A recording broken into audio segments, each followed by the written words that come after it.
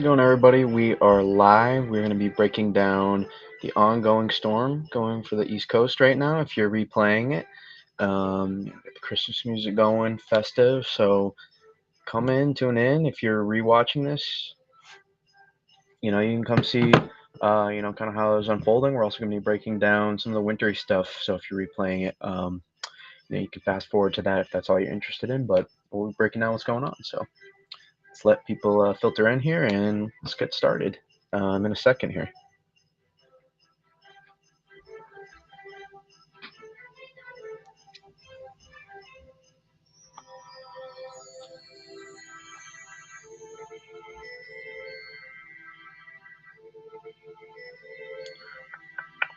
How we doing, everybody? How we doing? Pulling up the chat as we speak.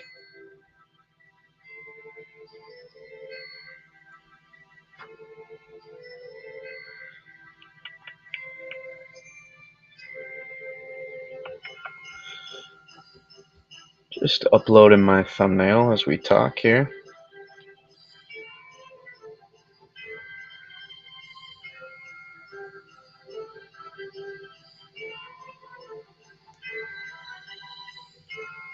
Awesome.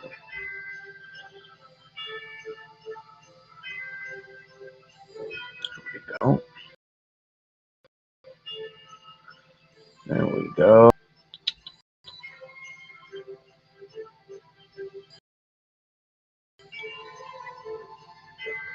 There we go. There's our pen tool. All right. Let's open up the YouTube chat now.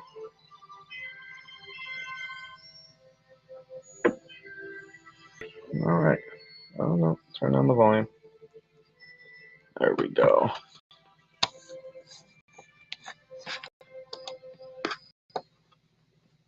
You can hear that now. So close right now. Let's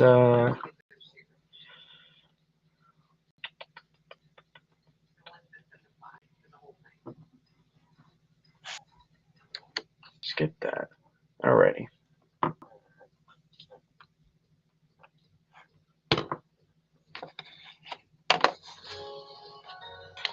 All right. So you're just coming in. Enjoy it. We know we're enjoying the vibe, Christmas time, and we're gonna be breaking down what's going on right now with this system. So come on in. Let's get cooking here. So we got ongoing here with radar. It's a bit messy.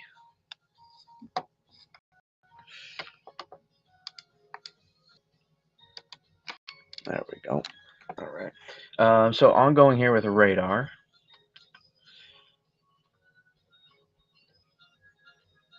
Right, you can see most of the heavy rain has cleared out, but still over here, eastern just line is now, I believe, past Cape Cod now. It is still just the outer Cape. You can see it. You see the line right here, coming through, and then here, right, cold front as well coming through. Or is it a little bit further? Look at temperatures after, but cold front is just behind that squall line as well. And as we watch this come through, maybe some light snow showers on the backside for some people. Further in upstate New York, currently heavy snow ongoing. Continue to move out, and then behind that income, you can see a lake effect already starting, wasting no time here.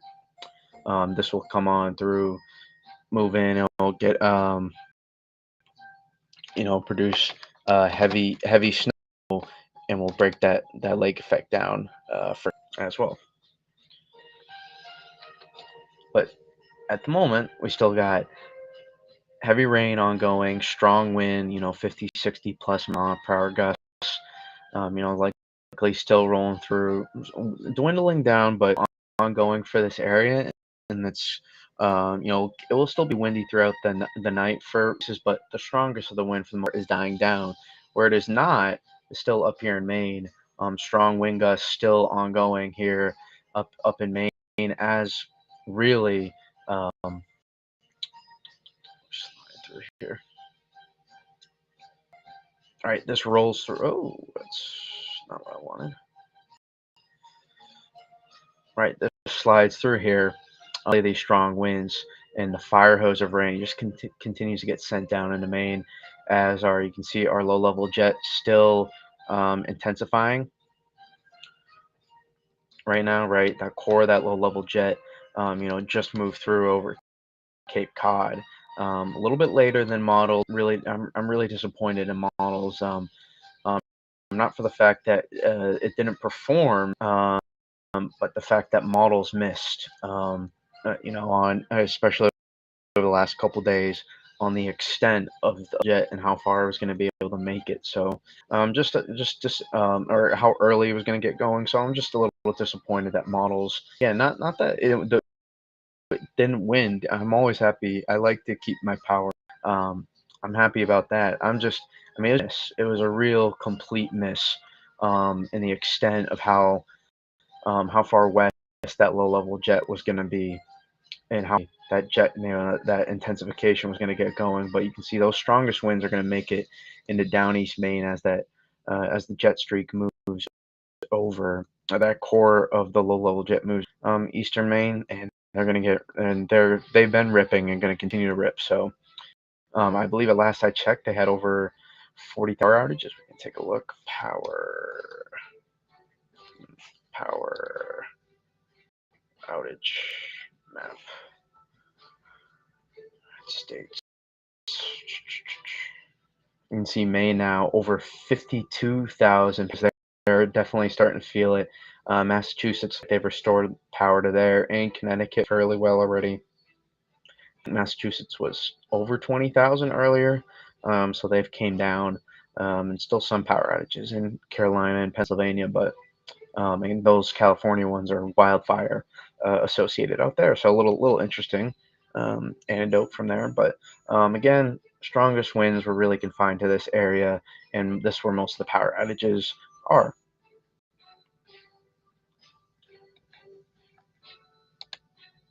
So yeah, that is what we have with the power outage situation going on. But you can take a look at some of these wind totals here. We've had some pretty strong wind gusts reported. I saw a 70-mile-per-hour one off the southeastern Rhode Island, I believe. I don't know if they included it in the report. They don't always include all of them in here, but you can see we do have some 50s and 60s all over the Cape and southeastern Massachusetts, some Martha's, Essex County with not as high, did not get into the core of the low level jet, and when it was strengthening, as it's strengthening, it just moved out really, 40 to 50 plus mile per hour wind gusts in Essex, uh, Middlesex with 40 to 50 plus mile per hour gusts, Nantucket likely not reporting some little stronger gusts yet. I bet they'll report some 50 plus,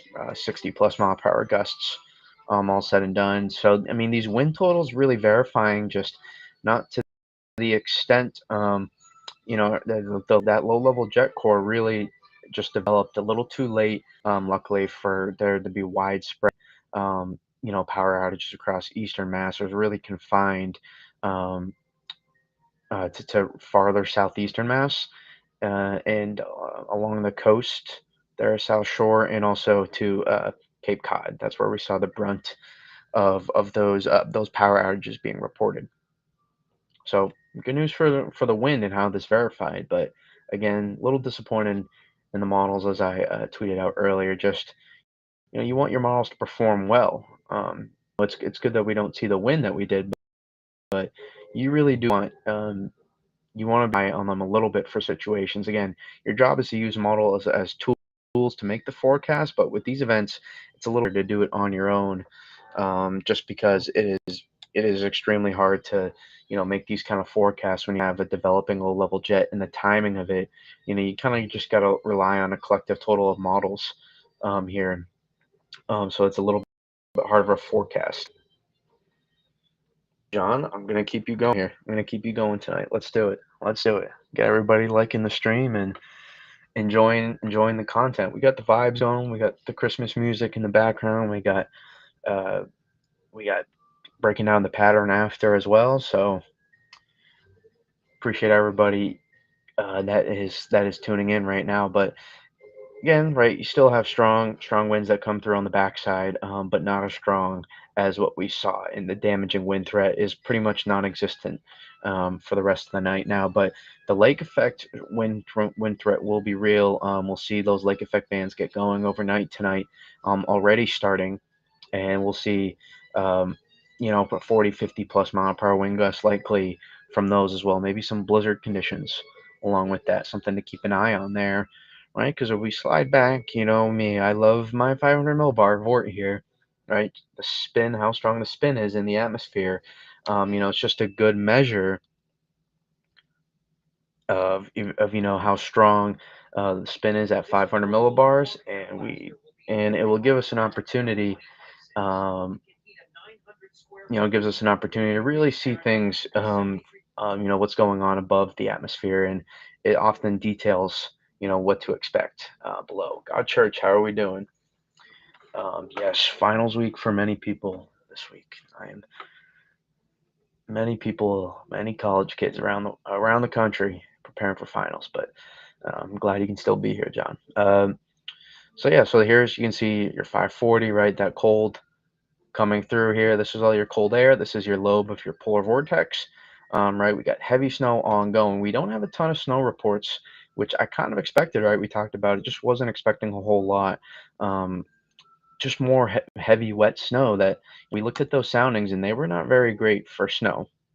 And you can see here Pennsylvania snowing today, but not a lot of snow reports coming out of the area. Just really did not accumulate much.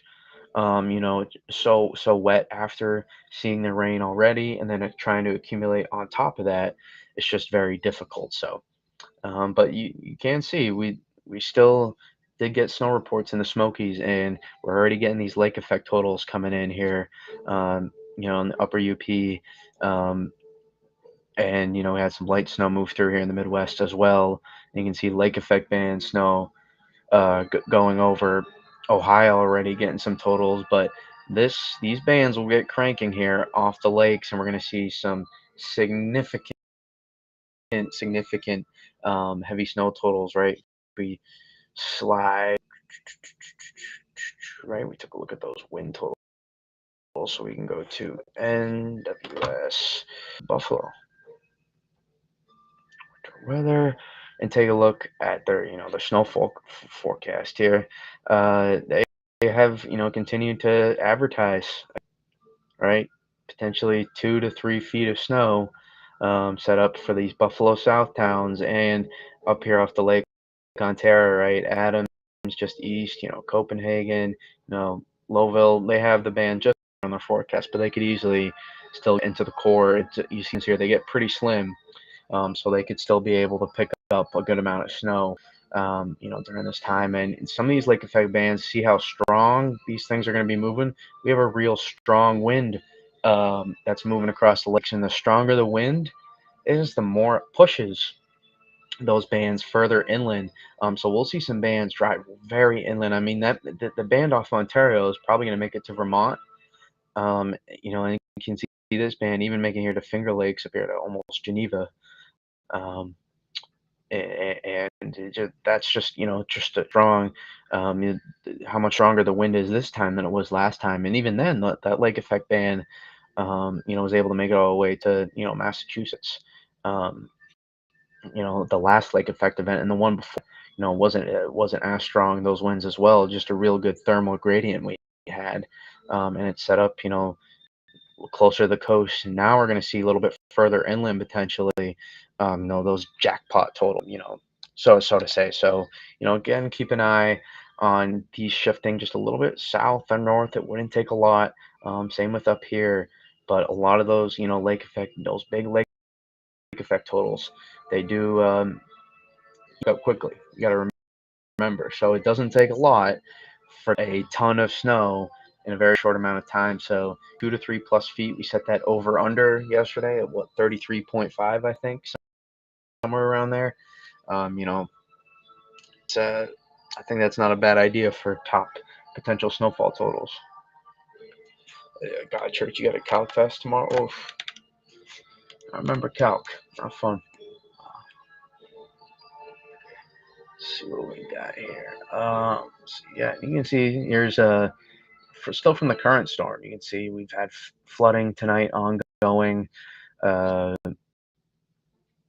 Lots of heavy rainfall reports. Some people reporting over 5 inches of rain, which is and those are a lot. So 4 or 5 inch um, rain reports coming out of a lot of them coming out of too in eastern Massachusetts too, reporting some very heavy snow rainfall totals as well. So it just goes to show that um, it's definitely not just a one-sided storm here. There's wind, rain, heavy snow. You can see that was Warwick, Rhode Island, 70-mile-per-hour gust. That was the strongest wind gust reported I've seen yet so far out of this. So we'll see if Cape Cod has any that come through over the next few hours delayed or whatever. But just right demonstrating that this storm here is very multifaceted. Right, there's many different factors ongoing. Slide it here. Right, so as our storm's going to move out, let's take a look here.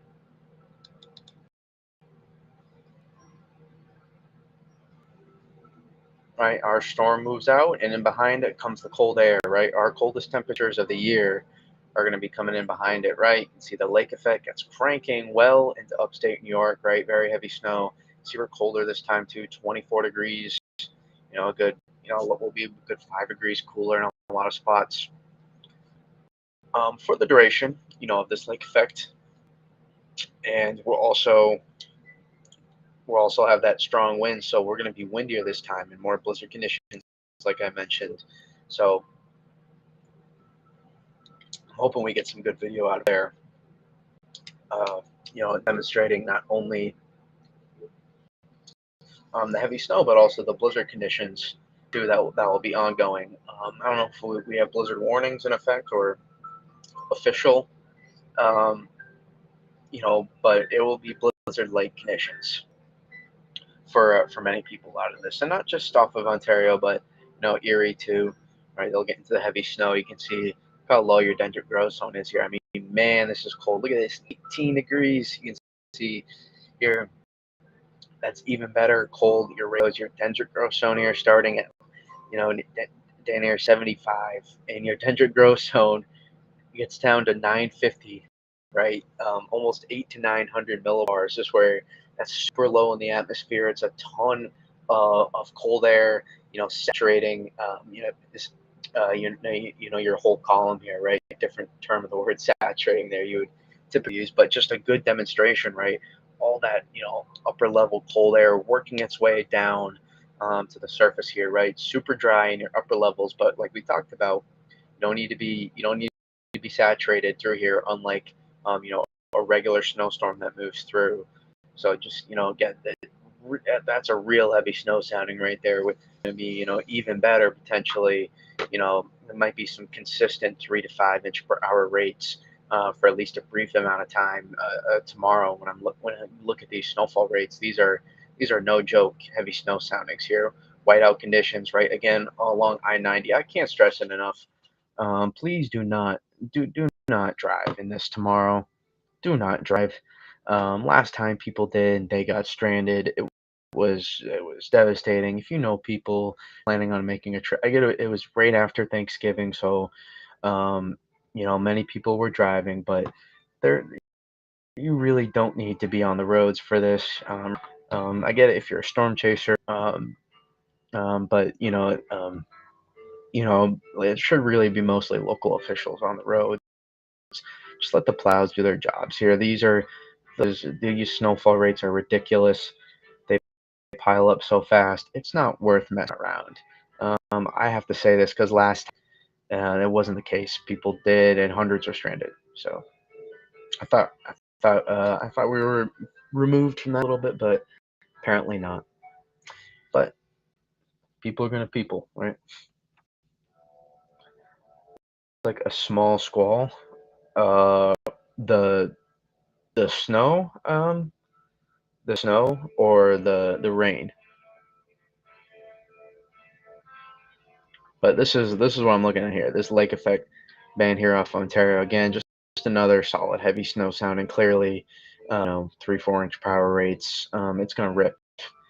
It's gonna rip, and it's gonna be in a lot duration of time too. You can see, look how far, right? These lake effect bands here is gonna make it. The Erie band is gonna make it all the way across here. So, Erie band might make it Vermont. That's hundreds and hundreds of miles there. Um, that just goes to show. I mean, that's incredible, right? Maybe a snow squall, if that's what you're talking about. Christmas rock music, dang. Um, Look at that. So cold air here. Not saturated at the top of your dendritic growth zone, but you are at the bottom. Maybe some snow is possible tomorrow. Maybe some snow is possible tomorrow. What is this? Tomorrow afternoon, some snow squalls maybe. In across southern New England. It's possible, right? That wind is going to be no joke off the lake, right? That wind works to both living through the 90s. This is nothing for snow. 90s, 2000s, 2020s. It really doesn't matter where you are. The lake effect snow never fails to produce extremely heavy snowfall rates every time. So it really doesn't matter what time frame you lived in here. Um, it's heavy snow is heavy snow. It's timeless. Then the 90s weren't some greater beast in terms of than the lake effect snow is now. These are going to produce extremely heavy snowfall rates. But yeah, this is the squall line that's moving through now. Here off the coast, you can see how quickly the lake effect gets going. It's already started here. If we take a look here on radar, it's already gotten right. Buffalo is in the core right now. See how long that lasts, but and you can see the lake effect, right? That's still snowing from the regular portion of our storm, and like is already getting going off of Ontario. You can see lake effect, scattered bands here too across Ohio and here off of Michigan as well. So no wasted time by Mother Nature to get going, right? Over the course of about 500 miles here, we're heavy snow. We have lake effect snow, regular heavy snow from our storm, snowpack and melting, right? The cold front, heavy rain, 60, 70 plus mile per hour wind gusts over the course of 400 miles or something. That's just an incredible gradient across this whole region here. Really fascinating. Again, just such a strong power. This thing, might get into the 90s on some of these. We take a look on some of the model runs here. Let's see. Here at 600, North America zoomed out. How strong this thing is really going to get. And right as this thing intensifies, it's going to wrap in that cold air. You can see kind of stalls. Doesn't have it at 950s anymore. It did last night, but see mid low 960s potentially 6 hours from now. And as it strengthens, right, really just wraps around this cold air. You can see high pressure moves in overhead. Coldest temperatures of the seas going, and this cold air right wraps around in a perfect westerly direction here. These light lake effect bands just crank off Ontario and Erie, and they'll push pretty far inland, like we talked about. So Vermont, Massachusetts, Connecticut, more so Vermont, I would say, from the Ontario band. Western Vermont should be looking out for potential lake effect bands to be making it all the way there, because again, right, that wind plays a huge factor in how, in terms of pushing those bands, pretty far north, or sorry, east, farther east off of the lake. So yeah, so we have right our coldest. You can take a look here. Upper air temperature 925 works too. Right, so here's where we are currently right now. Uh, right about now, and you get that cold air mixture. Here's 925, right? I love breaking it down every time. It's just easy. It's fun. I like talking about the weather. So somewhere close. Right, here's where we are at the surface here, and just above it, 925 millibars here in the atmosphere. This is where we're looking at currently right now, and just right gives an idea that the cold air is just above the surface as well. It plays the same role in looking at surface temperatures for the point I'm making. But and all this cold air moves through. This is directly from the polar vortex. A lobe sent off here, and it's what's really helped our storm here be as intense it is. We have an intense thermal gradient, as you can see here. Squall line, cold front. Moving through, and it's allowing for this intense tight thermal gradient really wrapping up here into the storm and pulling all this cold air along with it behind it. And coldest, I mean, we can go to surface temperatures here just to get an idea. We go to the surface, and we go to, hold up, I got it. And we go to temperature, 2 meter Fahrenheit, right? Take a look here. We can go Celsius, just the idea that zero line light. Look how these below zero temperatures, right? They're gonna make it go far south, right, into the Carolinas here, and then Florida. I mean, they'll get probably some of their coldest temperature. Georgia, um,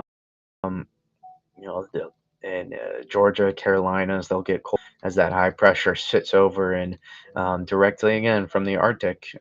Probably some of our coldest air of the year, and into the weekend, see um, cold temperatures persist.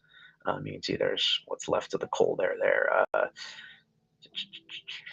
Fahrenheit? It is Fahrenheit, right? Yeah, okay. So, yeah, so this is, and then we'll warm up again likely after that, but good stuff. Bubba News, how we doing? How we doing, my guy? So yeah, so we get cold again. Again, we're in a bit of a reload stretch over the next 7 to 10ish. Then even through that, still a little bit, but after that, we'll be looking at potentially polar vortex disruption, which we'll talk about in a second as well. I said I'd maybe make a video later today. I think I'm gonna do it tomorrow. I want to look at. I didn't have the time today to look as in depth as I wanted to, and I think I'm gonna be looking, more so.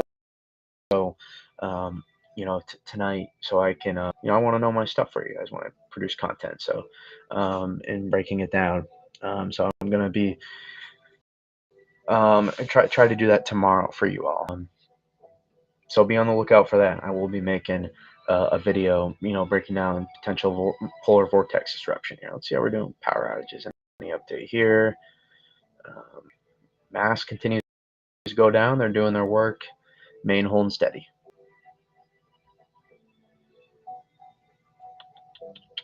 Alrighty. So yeah, I think we covered that. I mean, we can get into what we're looking at after. Uh, already. We don't have to. We don't have to prolong the stream more than need be. No need to oversaturate. I like that word tonight. I don't know why. But here's 18Z euro. So let's go to the GFS 0Z updated. Right. So there's gonna be we'll have some come in after. We're still mixing out some of that Pacific air, as I believe we were a negative PNA. I always hate, 100%. I forget a lot now. I don't recommend brain injuries. Not fun. But you can see move through here. We do have, right, you see that 540 line, how far north is, but also you just see the ridging we have in the eastern, off the eastern seaboard here. Just a little bit too much, these height lines over them, right? Just too much an influx of warm air present to really allow a trough to in here early next week and produce snow. So likely not a snow. I thought originally potentially, but that it's not going to time up with the high pressure. And it kind of moves in a directional where this moves in behind the high pressure, not under it. So we'll likely, and if that high pressure stays for longer, maybe in further north, then maybe potentially, but we're not looking at that, according to most models for now. So you can see this kind of moves through. Maybe some interior snow potentially, but other than that, likely not And you can see how it moves, those systems moving behind, the low pressure system, behind the high pressure system, excuse me. But then beyond that, it starts to get a little interesting. We'll keep in here on this time frame. Um, as keep an eye here for polar vortex disruption, you can see, models showing some real interesting stuff in this 20th to 24th kind of time frame, almost, where potentially one or even two systems to potentially keep an eye on down the road. So, be on that a little bit, but we'll see how this progresses. I will say that Euro AI model, I've been tweeting it kind of a little bit more just so for fun, but it has been on top of this system now for days, and the AI model has been good this winter. It's been better than all the other models outside the Graphcast according to scores. FS. So this is what we'll keep an eye on down the line, this time frame here. You can look at the p-type map, but it's not really that important. It's harder to show. You can see this specific run. It just shows, rain here, and then it's a miss, because it cut too much. It's offshore, but it's not worth.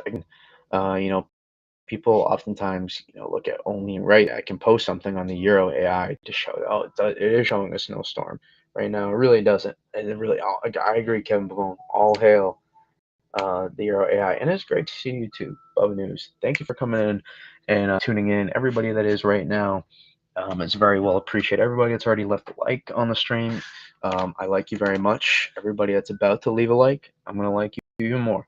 So I appreciate everybody coming and tuning in as we're breaking potentially a little bit more. Our winter action might be returning soon in time for Christmas, so it's a little exciting here.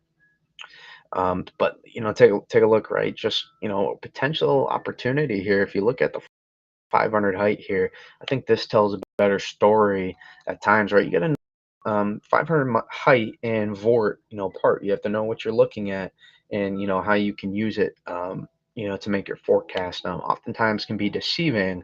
Um, a lot of times people see the blue over their area with right spots, and it doesn't always lead up, to a good a good solution. But here it kind of does. There's an opportunity here. I think there's one of two things that could play out. Here we get a full-on polar potentially, and we're pretty stream connected here between our PV and our whatever trough digs down here. And what we have here is we have a polar vortex disruption that's starting to be pretty advertised now. You can see this big western ridge develops. You love to see it. That means you can get real vertical here and drop something in.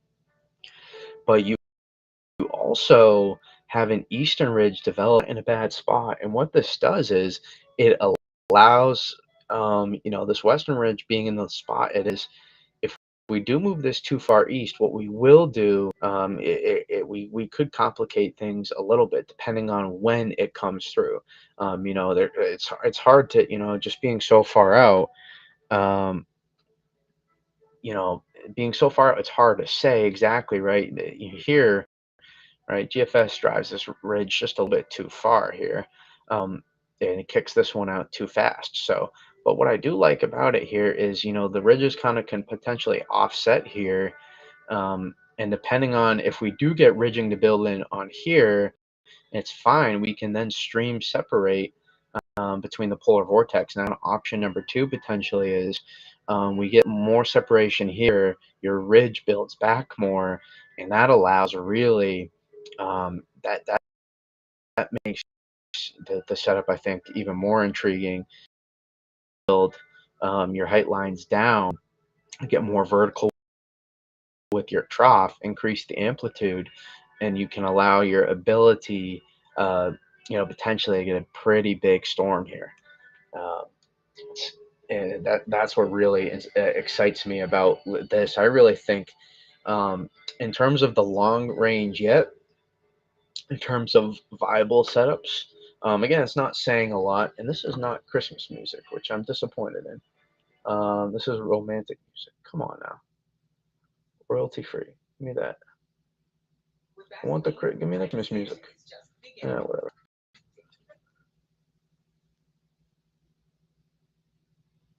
What happened to my Christmas music? It was so nice. There we go. Come back.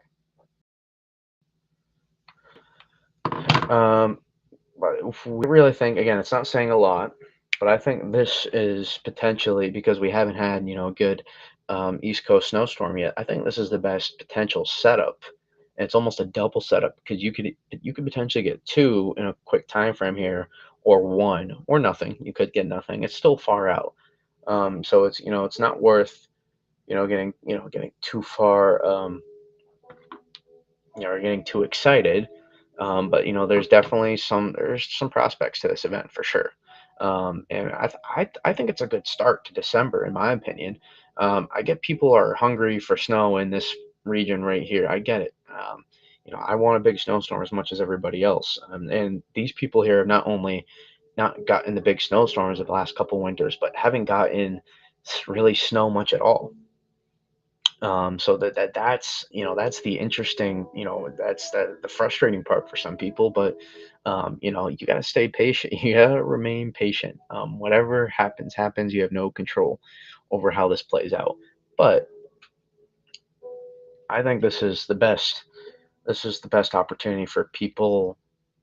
For non-interior folks to cash in. This is probably one of our better December setups that I've seen in the past really few years. Last three Decembers have not been, good for snow whatsoever. And I'd say we've had a decent start. I get it doesn't feel like it, but we've had snow all the way away for everybody in southern New England now. People have seen snow, even if not accumulated all that much. And people down here in the Jersey coast have seen snow as well too, almost. So people have seen snow already here in December, right? You've seen your first flakes and even your first accumulation, even if minimal. And a lot of people here in the interior, not even the far interior, right? Even in the Massachusetts interior, southern New Hampshire, southern Vermont, here in Hudson Valley, the Capital District up here in Albany is already, I think, either close to or hit double digits, I believe. Um, so I think it's been a pretty decent start, and we've had our coldest December in years, years really. We're below average across. I think I could find the maps, but we've been well below average. Um, and we'll continue here in a second. Let me just read off some of these comments here. We got less than that. We got less than a half inch in in, central Indiana underperformed, no doubt. But I liked that wording. Wording saturation is coming. Not bad. I thought it was decent wordplay. Thank you, Bubba News. Um, that positive PNA is crazy. Yes, we are going to be we're in a weak positive PNA right now, and this could strengthen as we move closer to the latter half of the month. 2024 has been bizarre, no doubt. I feel like we can say that about every year. Every year takes on this bizarre twists and turns that we have to get used to. John, is it still snowing where you're at? Oh, look at that, John. You have a fan base, believe it or not. Now, I don't know if you know this, but you do have a fan base. So this is awesome now. Skip that. Thank you. John says, unfortunately not. Uh, unfortunately not. So no positive news from John there. Just flurries. We got a nice dusting. Oh, so you got something, but not as much as you were hoping for. Um, Brady, let me ask you this. It just feels different the past few years. I've heard that, and I kind of feel that as well. I do feel that little bit of a difference that we have going on. Um, I don't know. I do that different vibe. I do feel it, but I don't let that take over the forecast. I'm feeling it with the people that say that, but I'm not gonna let that take over my forecast. I'm gonna remain completely neutral with my thoughts. When it comes to upcoming short-term patterns, that changes. Here, I'm getting more and more intrigued. Let me just say, with what's going on here. during this time frame here, this pre-Christmas time frame. It was the week before Christmas. It was the week of Christmas. Snow was about. Everything was stirring. Not even a water spout. Oh, we got bars. We got bars. Look at that on the fly. Uh, it feels different in NYC. Mood is snow heavy. Huh? What are you saying, God Church? You're thinking snow's gonna. What do you think is the biggest difference between this winter and the last few bad winters? December. We had a cold December start off. Um, that's the difference. We have had a cold December, and I think we're gonna look at it. We're gonna keep being transient. We keep getting these cold shots come through. It's a reloading pattern right now. It's not a consistent warm pattern. And I'd say the biggest difference here too is the Pacific. Um, we have not turned that on as much as we have in previous winters as consistently. And if that holds, I can only speak to what's happened so far. I can't really speak to what's going to happen in the future too much. So you have to be able, to kind of, for me, navigate. My specialty is not long range forecasting. Um, I cannot, I can give my thoughts, um, but I specialize more in short term tracking, as you guys know, and I really love doing that as well. I love the snow, the actual snow. Um, so that's what interests me more. Let's see. It feels like we're gonna bring the boom this winter with snow. Well, I'm all for it. I'm all for it. I would love to bring the boom as well, baby. Let's do it. God Church says I love bringing the bomb. I would edit that before you're on a terrorist watch list. God Church. um, we might BG times Costco guys. I do not know who Costco guys are, unfortunately. Um, I do not have a TikTok, so I do not use it.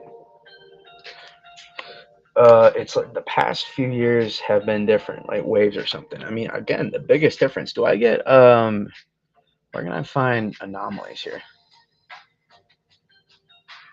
Can I find what it's been so far? Historical. Here we go. Climo and real analysis. Um,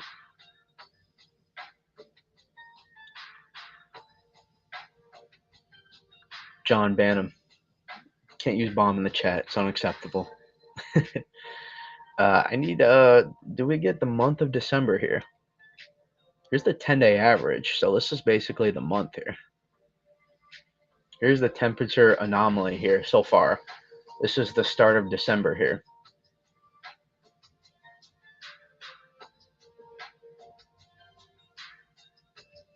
Thank you. I love the accountability, God Church.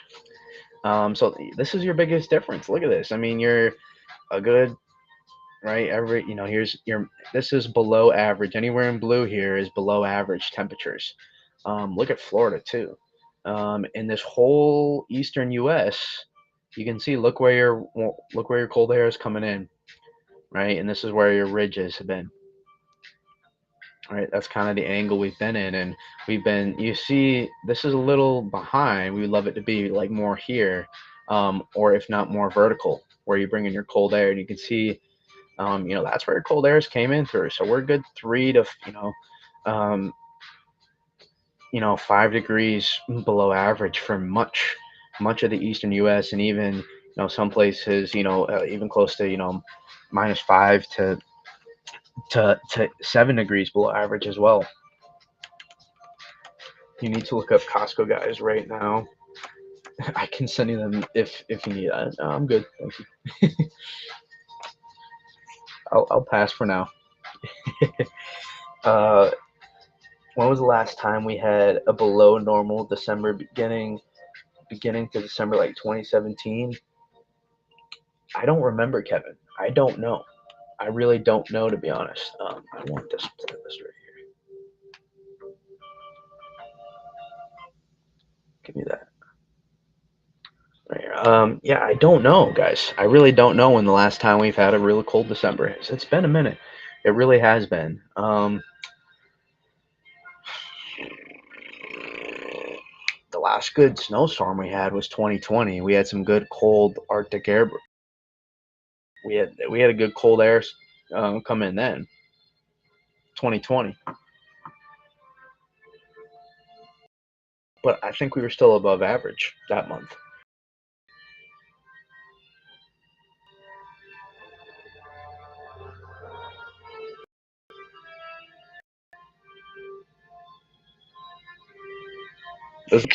Look at that. Oh, that's what you love to see to start your December. This was valid also before today, so these will change. This was valid 18Z, so these will go up. But it goes to show, right? We've had a cold start to December, and we reload, but it will go back to cold again. Here's it's a right. The cold air comes in directly behind the storm, and we've been cold for the better half of the month. Right? It's a reload pattern. That's the biggest difference here. Is our reload pattern is meaning that warm then cold. It's not consistent warm or cold likely over the next couple of weeks. That might change. We could look at that. And I think also here's if you guys really do want a long range winter thought, I think that this we might be setting the stage down the line here. This polar vortex disruption might be setting the stage down the line for January to potentially be really good. So I think that's what that feel thing without really having an ability to forecast. You don't really like to put feelings into your forecast. That's where blankets the fan, if you get what I'm saying, and you don't want to do that. But I do think there is definitely a different. There's just historically too, analytical perspective. Again, you don't see 3 winters in a row as bad as you do just often. Just simply, I looked up that stat earlier. Southern New England, we have not had we have not had 3 out of the 4 climo sites in Southern New England. The major ones, Boston, Providence, and Hartford, have had 3 winters in a row where they've seen less than 40% of their snowfall average. Meaning, if their snowfall average was examples, that's what 8 inches is 40%. They have not had 3+ winters of seeing of 8 inches or below in a row. So statistically, whatever your average snowfall, you're Boston, it's higher, and all these places are likely a little bit higher than that. But 20 is an easy number. They're going to see more than you have the past 2 winters at a minimum. Statistically saying, there has not been for 3 of the 4. Worcester was a little bit different. They had like one stretch, but even then, Worcester sees a lot more snow. So even like 40 to 50% of that is different. That's still like 2-3 feet of snow over the course of winter. That's if it is a really bad winter. I have no idea what that message is, but okay, that's concerning. Maybe I don't say terrorist next time in the chat. Maybe that's what happened. But we have where was I?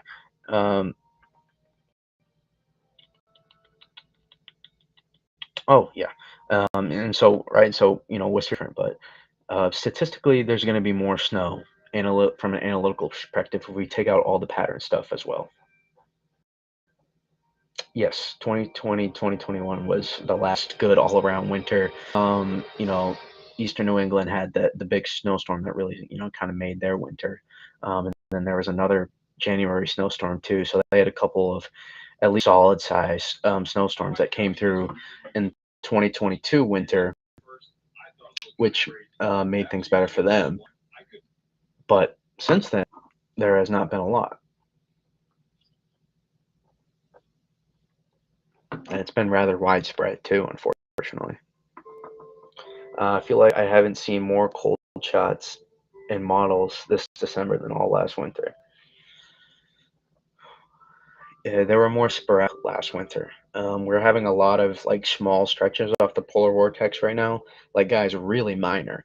But again, as you move towards the season, right, you get more and more into winter. Any polar vortex, lobe of the polar vortex that comes down is going to provide a big shot of Arctic air. So that should be, um, I should take that into context. Especially as you move more into the heart of winter. It doesn't take your margin for error increases as you get more into the heart of winter, meaning you can do more with less. Um, it's like having, it's like the better your team is, right?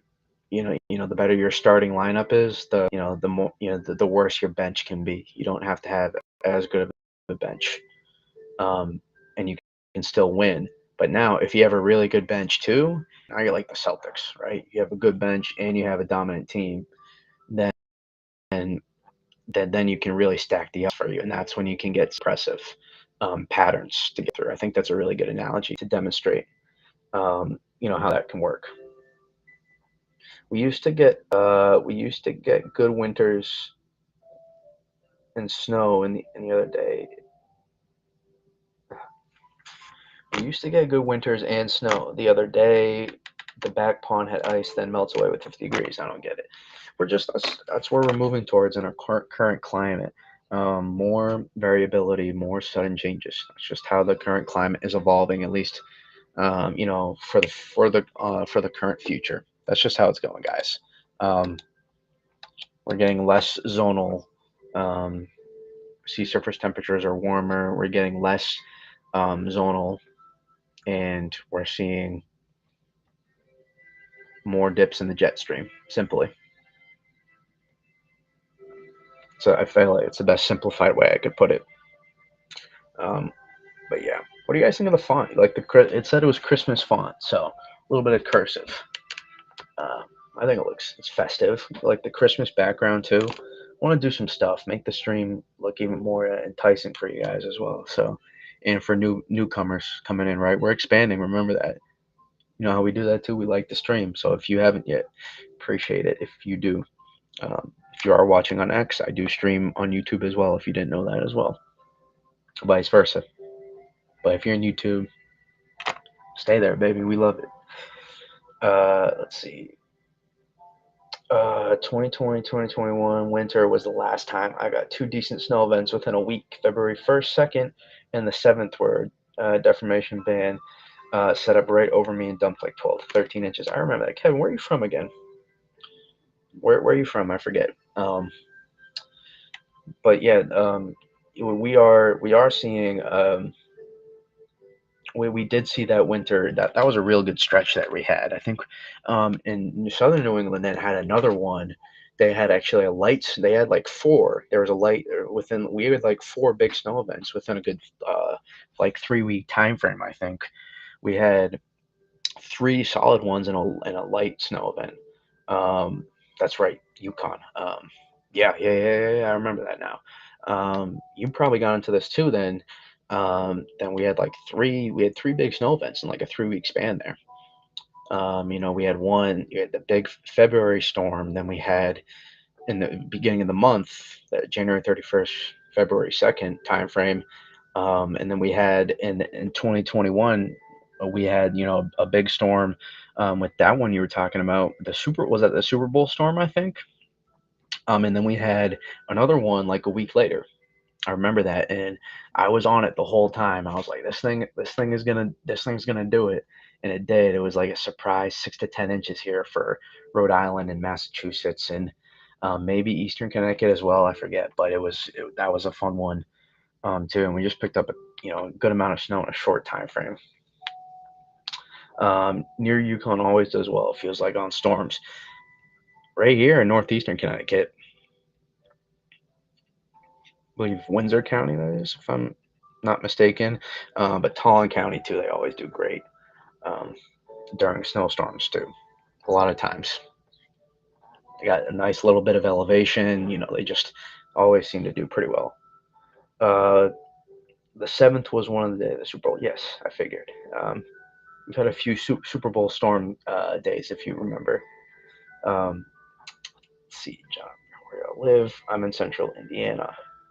Yeah, put down your region where you're from in the chat. Put down where you're from. I'm Massachusetts, proudly.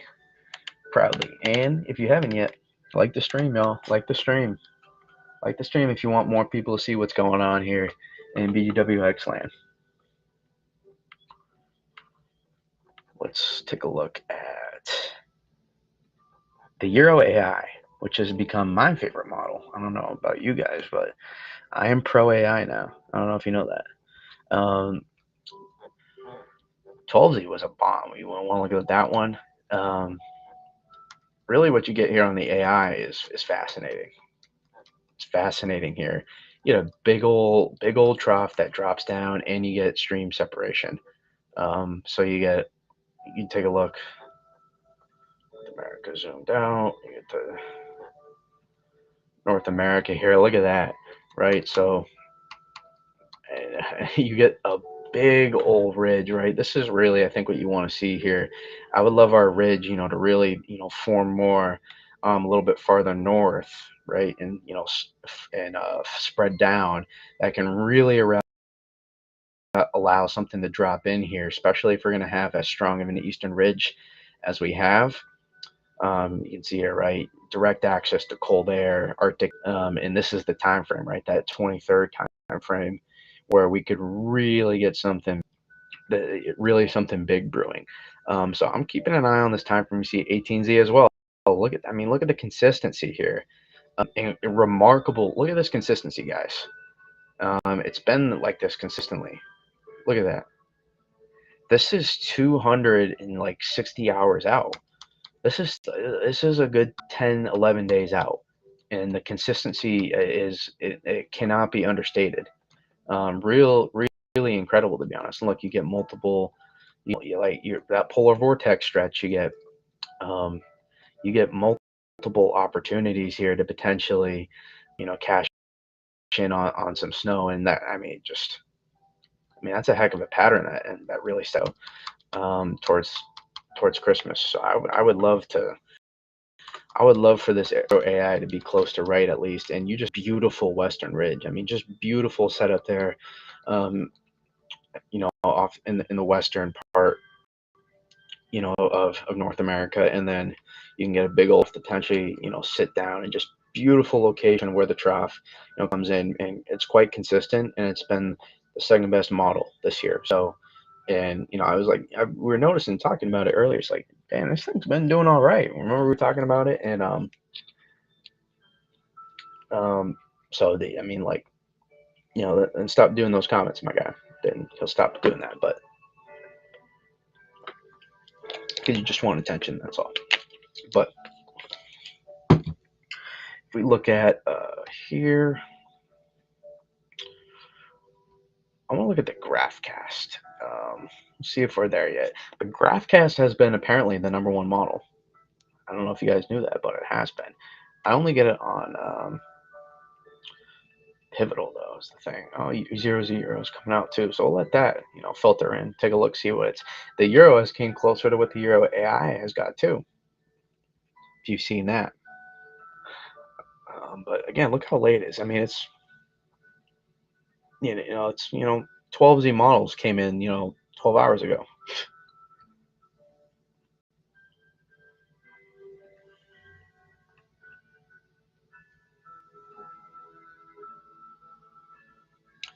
But Graphcast too.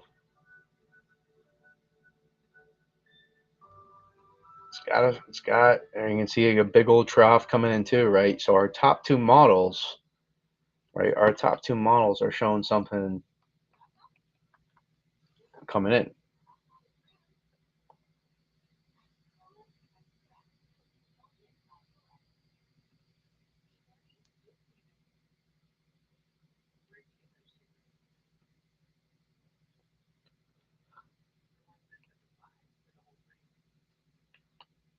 Take a look. Look at that western ridge, all right? You get a full-on polar vortex disruption, right? And what this does, it's really like a south-southwest. It's not a full-on major, but notice here, right? You get this big old right? Big old warming here in the polar vortex. You know, this big western ridge to form. I mean, and look how your high builds in here. I mean, guys, this that is textbook. I mean, wow.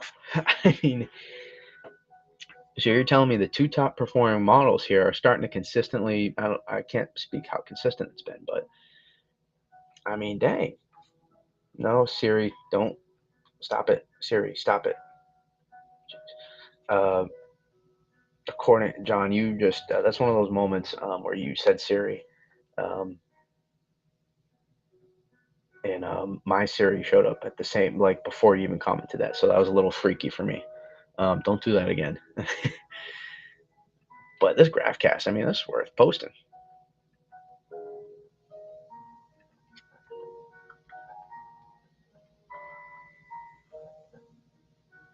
Where's my extra? This is post worthy. How about a little live tweet action? A little live tweet.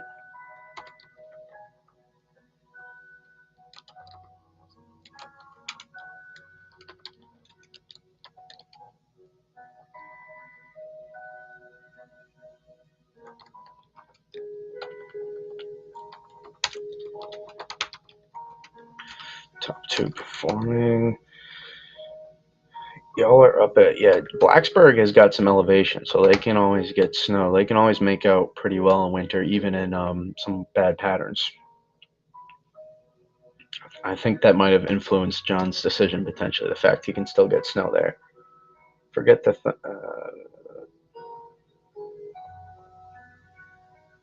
why don't you use ChatGPT for pickup lines, my guy? I don't know. According to, let me ask you this, Bert. What are your thoughts on with EQZ lately? Do you think it's EQZ? Am I stupid or? I mean, I'm not a weather genius, so I miss out on some terms. So what is that? EQZ. I don't know what that is. Let's see. Graphcast and youre, which are the two top performing models.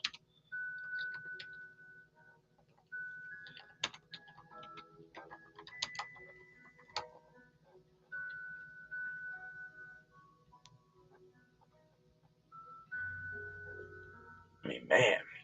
Oof.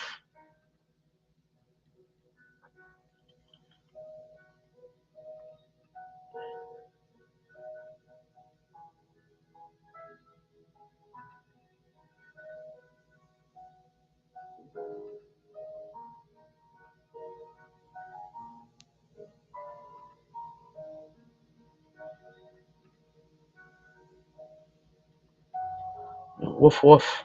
Right? I mean, look at that, guys. That's a snowstorm look, right? We That's a classic snowstorm look right there.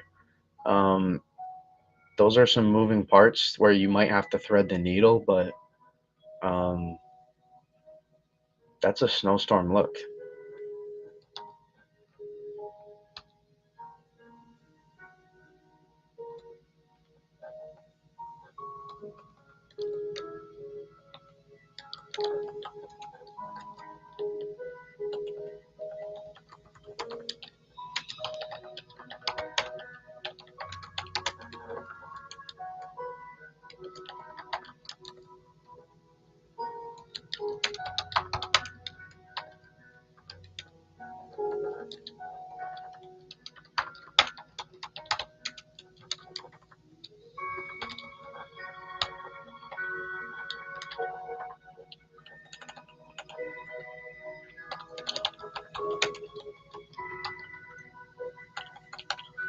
Sorry, I get quiet when I type, but I gotta focus. I'm still reading the chat.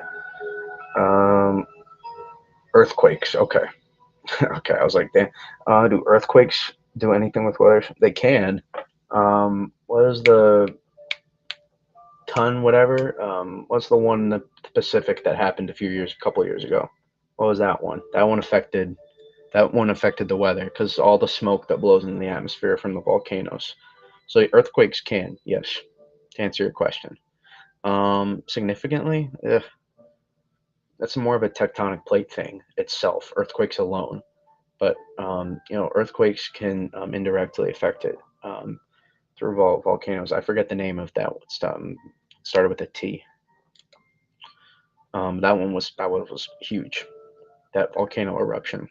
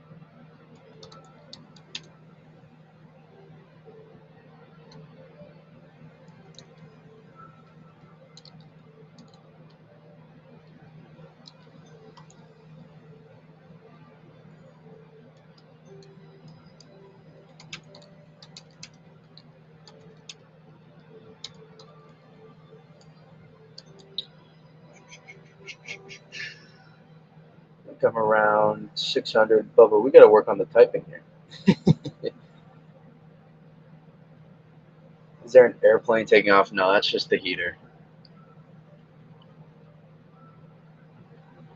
That is just the heater. Might have a chance to turn that.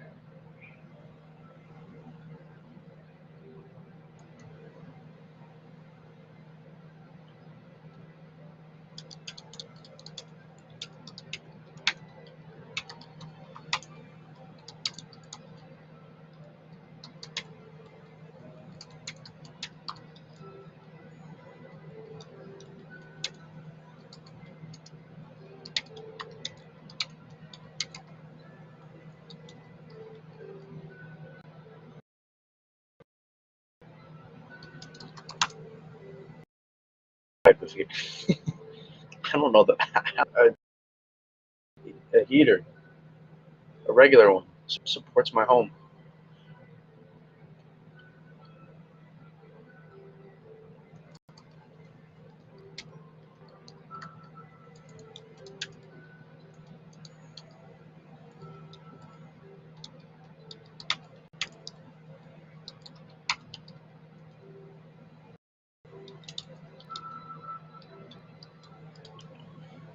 Alright, now we come through. Rather type fast and autocorrect. I gotta climb it there. Alright, you know your.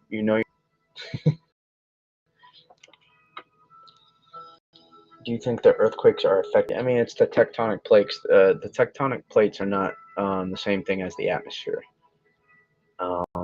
So,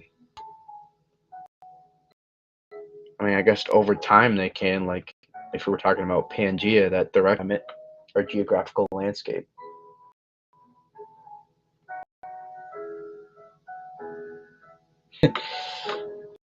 It's typing when I love it. Yes, I gotta show tweets. You can see how the money is made here. Um,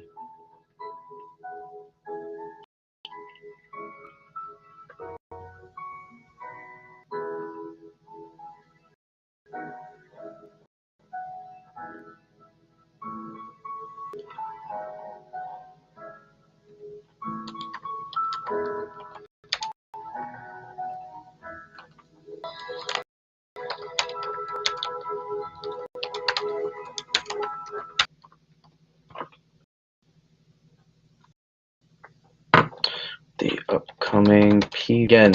I'm gonna make a video on this likely tomorrow, so keep an eye out on YouTube. Have your notifications on when in doubt for BUWX if they're not already. We'll take a look at that in a second. The PV disruption.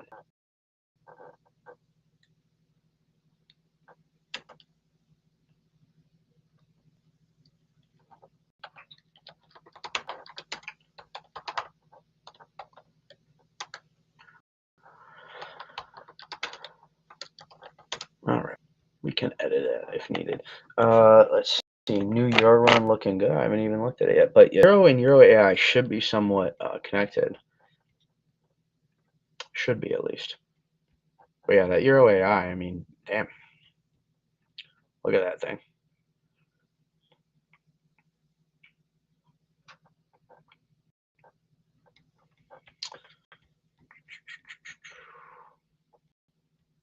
Let's go to regular Euro. Dun, dun, dun, dun, dun, dun, dun, dun, dun, dun, dun, dun. If you're new here, you're not sure what you're looking at. Hey man, I break down weather and I do it, more of a through a simplified lens. I like to think, um, and I break down all the big storms like on this winter. I'm kind of unique. I live stream here. I break down in-depth meteorology, but kind of in a way that more people can understand. So if you're new, consider subscribing, liking the stream, and just you know enjoy the ride. I'm different than a lot of people on here. Unique and um, I'm a true snow lover, and we look at it oftentimes through that lens, and how we can get a big snowstorm. But at the end of the day, we don't let that confuse what the forecast is. Uh, Old days, this would have been a thread. I know new to I like this though, kind of. It would have been a thread. New Year. I'm gonna look at that in a sec. John, here's my issue. I thought like a local Bowling Green kind of guy. Only find out he's a Northeast kind of guy. I love it. This guy is great. I am great. I know, right? One of a kind. I can say it. I do. I mean, I love myself. I love myself who I am. Make. I love myself who I am. It's like a black guy, but yeah. I mean, woo. I mean, hey, look at that. Beautiful. I would love the Western Ridge. Get up a little bit more further west here. I'd like this to be a little bit further up, and I would love for either this high to build in here. This is a little too cold, but you can see after that what happens. You slide here. What happens after? Boom. Right. Eastern Ridge kind of locks us in here, and even though this Western real strong and it's a little wider than I'd like it to be a little tighter.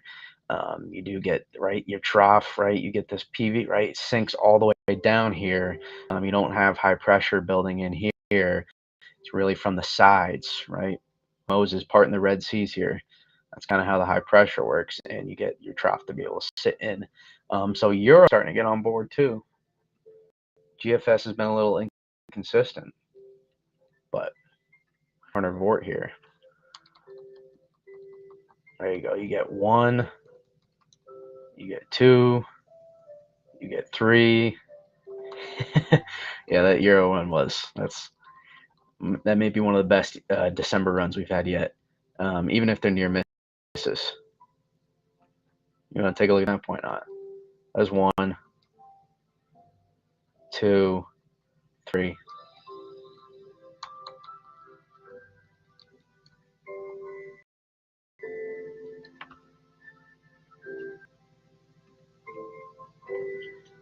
Uh, do we make another tweet? I think we have to, guys. This is too.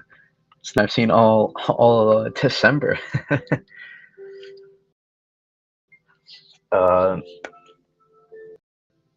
If PG name is meant Bowling Green, that's hilarious. I don't know. I'm not from Bowling Green. I'm from Mass. Yeah. Seriously, thank you for your weather, your passion. You hold to the weather. Love it. BGWX. Yeah. Yeah. I love this stuff. I've been tracking it for years now, and I just enjoy it, guys. We're really, and I love you guys too. The base, right? One thing that's really keeps me going here on YouTube.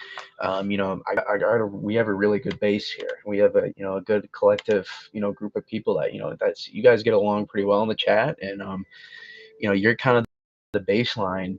You guys don't realize you're the baseline for what this channel, the foundation for what's going to be. You're like the beginning. You're like kind of a beginning of in a sense. So you guys should take some pride in that. So that's why it's important to me. You got in as many streams as possible when you can. Leave a like. Comment, interact, get active in the chat. because I'm not going to stop, right? And for me, I also take pride in making sure I can give you guys as accurate as forecasts as possible. And it's not for you guys; it's for me myself. Yeah, it is for you too, but I take a lot of pride in being able to do this stuff as good as I can. Anything that I put my time and effort into, it's gonna be really. I'm gonna put a lot of hard work into it always. Right? There's not many people out there who look at as many different models, runs, compare run to run, as much as I do. There's a lot more people with a lot more knowledge on this stuff than me, but there's not a lot of people that will work as hard at this stuff as I do. Constantly looking at stuff. So, and it's out of love for this stuff. It's passion. So it's for me. It doesn't feel a lot of times like work. Some of the preparation stuff is, but looking at models and potential snowstorms, that doesn't bother me at all. I love that stuff. Not even close to bothering. It's just a passion. So the more we can get you guys to show up, interact with each other, like the stream, share it, with people. Um, the more we can spread out and get going here, it's going to be a real fun winter. I think we're gonna expand on here for sure.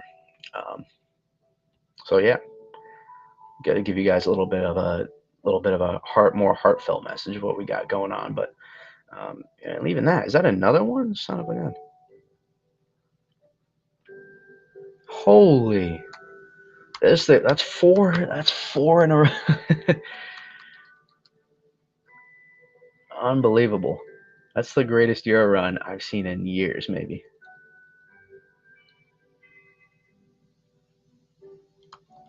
Well, that's what a polar vortex disruption can do, ladies and gentlemen. We talk about stacking the cards, um, stacking the deck a little bit.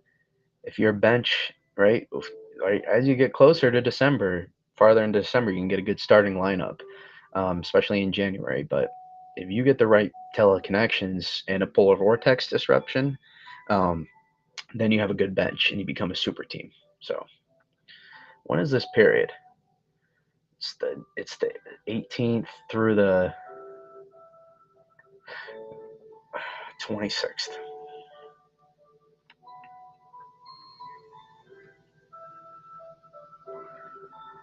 Let's do it. Let's make this tweet out here. Let's see. Yes, shout out John. Give John his love too. Uh, all I want is one of these winters to be like 2010, 2011, where we got snowstorm after snowstorm and had like 4 feet of snow in our yard. That's not too much to ask. All right, it is too much to ask. You know what I find is low expectations can create the most excitement. You have low expectations with something, you can just create uh, excitement, believe it or not, from that. So you appreciate the little things more. Those little snow events that happen, especially if you just love it too. Let's see.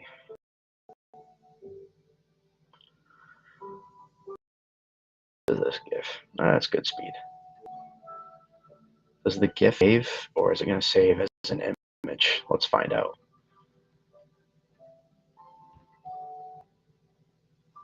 Ah, damn it. Get back to here. No, no, no, no, no, no, no.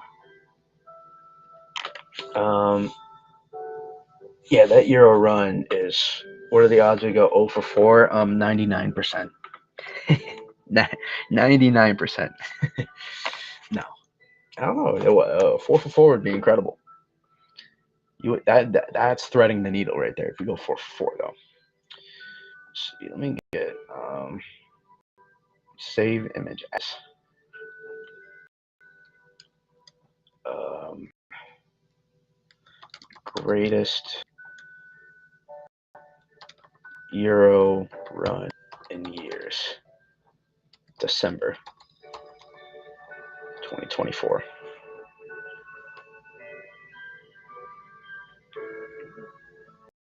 All right.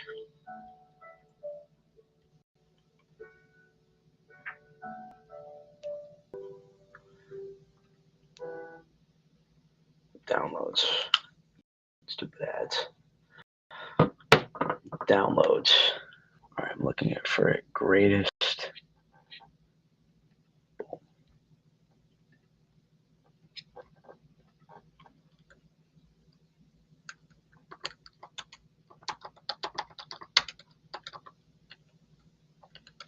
Another live tweet, ladies and gentlemen. Um, well, while you are freaking awesome, my passion is that's my heart, but thank you for your passion. Good stuff. Yeah, this is just one of my passions. So I have more than this, but weather is definitely one of my stronger stuff. Sports is in that category too, for sure.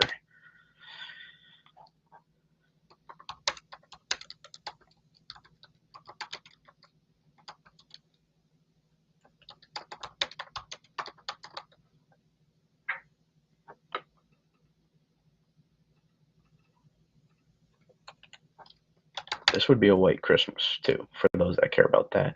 I was thinking about doing something where I would post um, every day. I would post the 25th of December on a model run every day leading up until Christmas, just for a fun exercise. But people would look into that too much and lose their minds about it, and it would get pretty unofficial, according to some. But I thought it'd be a fun thing to do. But people can take things out of context often.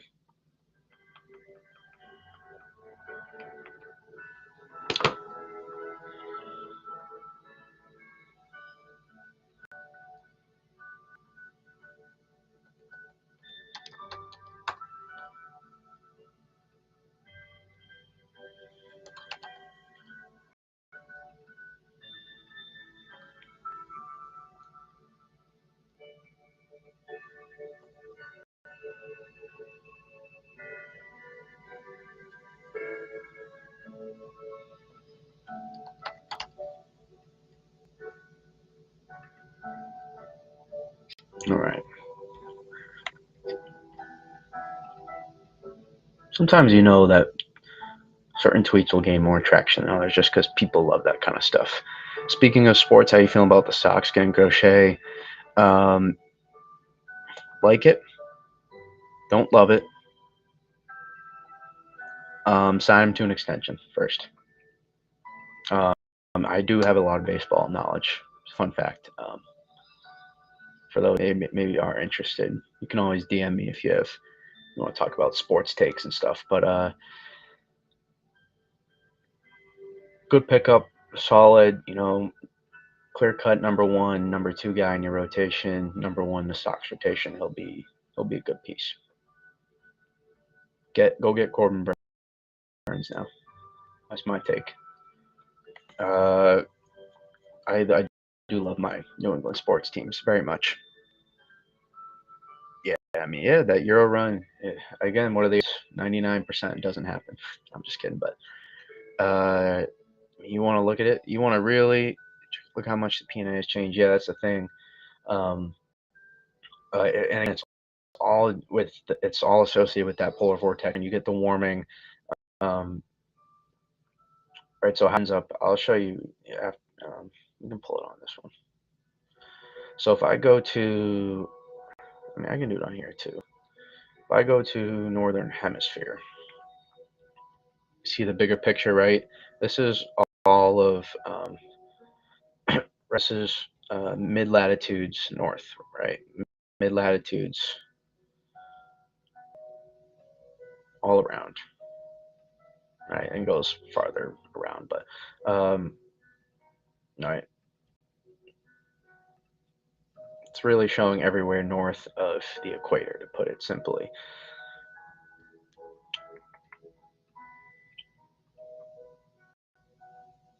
If I go to height, you can see the clearer picture, even in the GFS. Um, this specific operation run, but look at the on. I'm sure the ensemble's been fairly consistent. Let's take a look at the GFS ensemble. Diehard, but I'm a diehard. I'm more diehard than you, Kevin. I promise. Yeah, you can see the ensemble is not the same as the operation.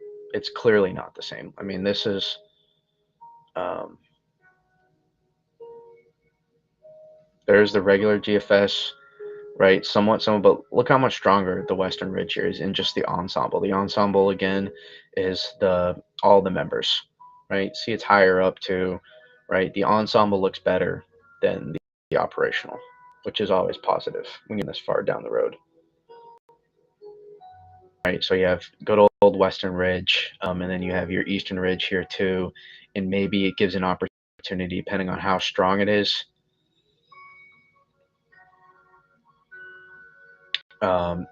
potentially over your trough that forms here. So you have a couple different ways you can do this, which is always a real good positive here. All right, so that builds in. You can see it there on the GFS Ensemble, clear as day. But if I slide,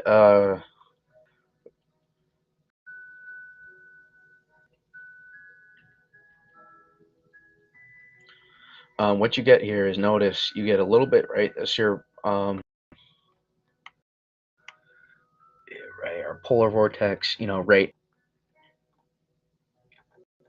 You see it, right? Strengthens our polar vortex, and then what happens is, notice we get those warm contours over the polar vortex, and it starts right from Europe and then slides down, and you big old ridge, Western Ridge that forms. Look at these height lines here. This big old ridge forms. Look, you have direct access to cold air then from the Arctic, and then you also get, right, you get a little bit of an NAO as well, east based, but to form. And you have some eastern blocking here, and that's whatever storm system that comes off the other side of the trough. And since we're getting so vertical with our trough, it's going to really dig down deep. So now you have a potential storm system forming that's going to dig down deep, real strong amplitude to the trough, meaning vertical. And then as well, what you do is, right, you pull in this warm, like classic winter storm. You can pull up, gives you an opportunity to pull up this warm air, and you have deep cold air entrenched now as well. And that gives you an opportunity to get some big storms. So there's whatever forms here, that is going to be a big storm. To get closer in likelihood to that, there's likely going to be a big storm. Now the question is, does it hit us? It's possible this like cuts too a little bit. It's possible, at least one of them. New Euro has some snow, 228 hours. Yes, bloody. We were actually just looking at that. My you to it. I did post that out on X too. My buddy, my buddy lives in Maine. So many changes. What time is it? Euro AI doesn't come out for a little bit. Euro AI won't come out for a couple hours. Like he's getting ice balls from the past few years. No snow. Oh yeah, Euro had a bit. Sorry, not Euro. Maine had a big freezing rain event this morning too. Should be noted. Have a pretty big freezing rain event this morning, and also central New England as well. I put a post about that, early this morning about that.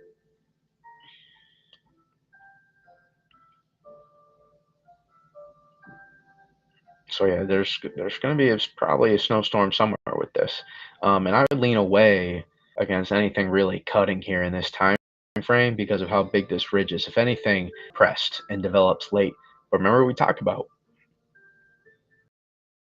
since you're going to hold this potentially for like a week here, the one behind it then more amplified, like we see here, right? And the Euro almost like just plays the perfect game of being just enough amplified and suppressed where you get so in a row that hit perfectly. That's the definition. Threading the needle right there, right? And the one that comes in after. So just so many different, troughs that come off here. From look at the polar vortex, boom, another one comes down. And here, and this one actually shoots over that western ridge. You get a little bit of a cross polar flow according to this Euro run here. So that'd be exciting, man. It was a hell of a Euro. It's the best December model run I've seen in years. Long time, man. That was pretty freaking awesome, I'm not gonna lie. But again, more consistent, longer range modeling here in that 7 to time frame. That gives you 7 to 10 day time range, it gives you an opportunity to, that it gives you just more likelihood. It's like, oh, if all these models are showing something and they're holding as we're getting closer, it's a good bloody long winter ahead. The X chat ahead, man. Looking forward to your live stream next 3 months, bloody. I am too, man. I'm really excited. I'm hoping we get some big snowstorms, and hopefully soon. That could really that could be a lot of fun. That's going to be a lot of fun, man. A lot of fun. Get these, get these chats packed, man. Make me have to scroll, man. That's what I love. That's what I love. So, um, it's hopefully going to be fun soon. A pre-Christmas snowstorm would be a lot of fun. Things have pretty quickly evolved over the past few days here, where it's looking increasingly exciting this time frame. So you've been awesome over the years, bloody, and keep having you in here. Like more than normal. I don't know about ice balls, Bubba News. Might be your friend in Maine, unfortunately, but there has been freezing rain. So over the past few days, sorry, over this past with this past storm, sometimes just I process fast, so yeah, sometimes you got to slow it down. But yeah, this was. Let's take a look. Checking on power hours just quickly again. 56,000 in Maine now. Mass continues to go down below 8,000 from this storm, but Maine keeps going on the uprise, and they'll probably keep going up for another 1 to 2 hours at least, as that squall line moves in and out of there. What I wanted to look at was we can check back in after was Stratos Observe. Strat Observe. This is a great website. Look at maps. Where's the 3D?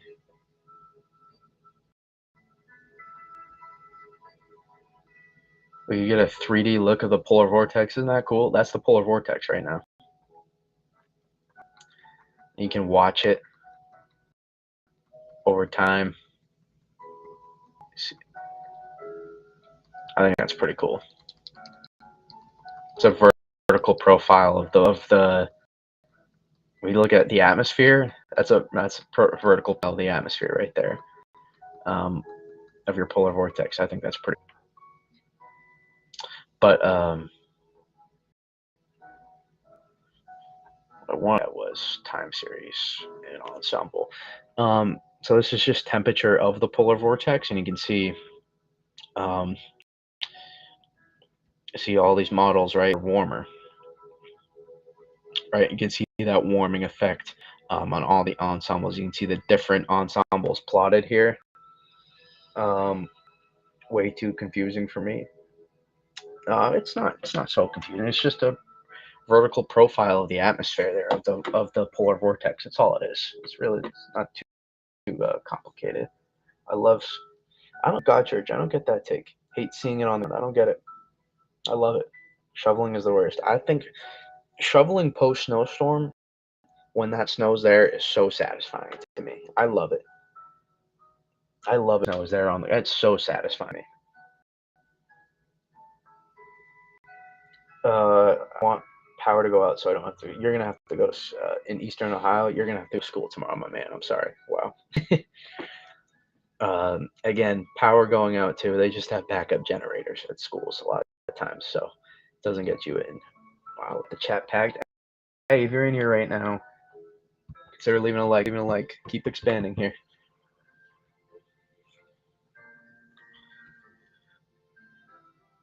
I disagree. I love shoveling. I agree, Kevin. I agree with you. It's not for everybody. I get it, but I'm in pretty good shape, so I don't have to worry about the heart attack stuff with shoveling snow. I love it. It's fun. But here is just again idea all showing right this warming right, especially right here from now flat and then an increase in temperature here next week in the polar vortex, right, peaking just before around Christmas Eve, peaking at about Christmas Eve. and kind of holding steady there while the polar vortex, is strengthening as well, the wind at the same time. So unique there where, um, is strengthening. So getting colder, right? More consistently colder. So we're getting colder and tapping into this at the same time. So that's kind of a unique setup here. We'll say shoveling from that last storm last week was a pain. Yeah, it was a very heavy wet snow last week. Um, it was good. It was it was able to accumulate decently because of the upper level cold air we had coming in from the backside. But towards the surface, it was a little bit. Those margins were close to zero line, so it made it difficult to shovel for sure. It was a heavier, wetter snow. So again, this is just a look scan, all the different models you can see color coded here. The operational, the ensembles, fast. Here's Canadian and Japanese ensemble average. So it's combined both Canadian JEPs, or sorry, the Canadian and the GS, or you, okay. JEPs is the Canadian. I've read it Jeffs. My bad. You can see the Canadian here.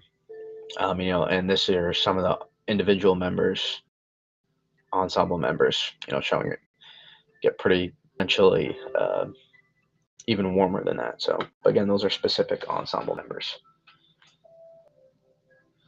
Uh, will say, yeah.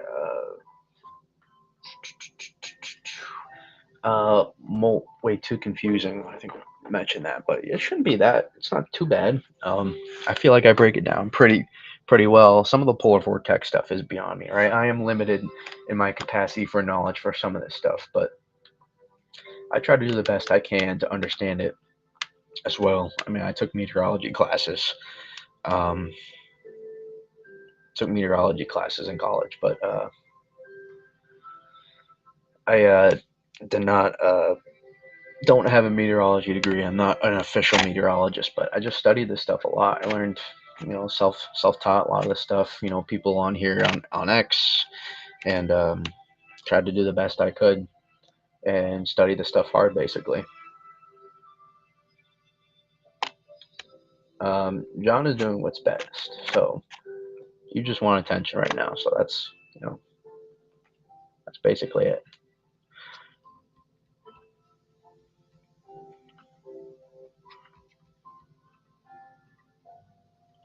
We get the Euro Ensemble to come out. Let's take a look at that.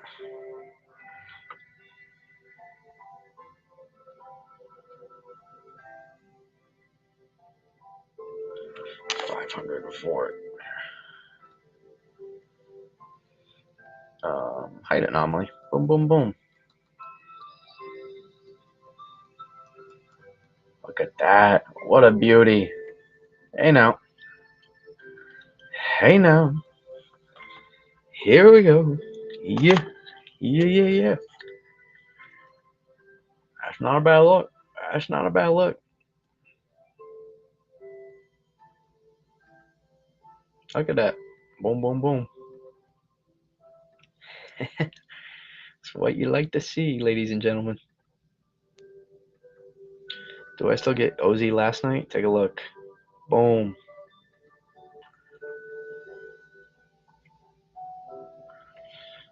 Keep playing this out. Only goes out to here. Pretty cool though, right? That's not too shabby. That's not too shabby. All right, appreciate new people coming in. Thank you everybody liking the stream. Yeah, it's awesome. Keep doing that. It's been a great stream tonight. Just enjoying it. Vibes, the Christmas music in the background here, breaking down the most awesome Euro run we've had in years. Just just enjoying life right here, right now. If you're new here, consider subscribing as well. Turn on those notifications if you haven't already, just so you can know when exactly I'm going live. You can get my posts. You can see shorts, and also tomorrow I'll be likely quickly posting a video talking about this storm threat in the eruption. So stay tuned for that. I'm going to try to make sure I put that out tomorrow. Won't be a live. We'll probably try to do a YouTube premiere is what we'll try to do with that. So again, if you're new here, we break down all the big storms. We break down the big storms in depth.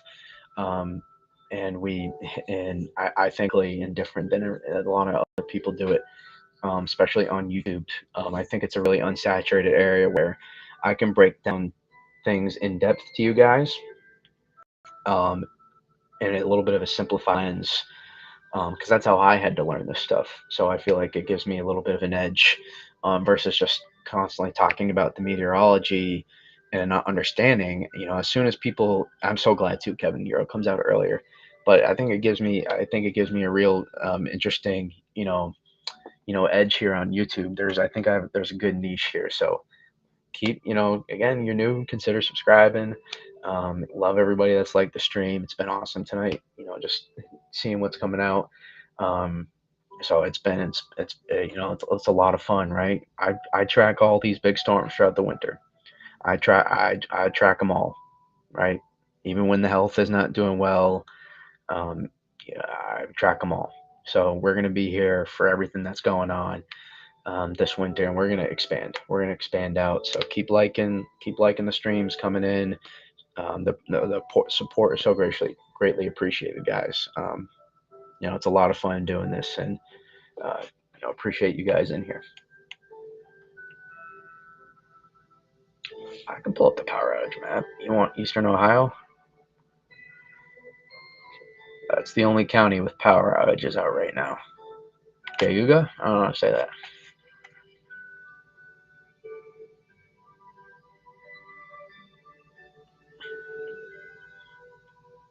Northeastern Ohio here. It's the only two.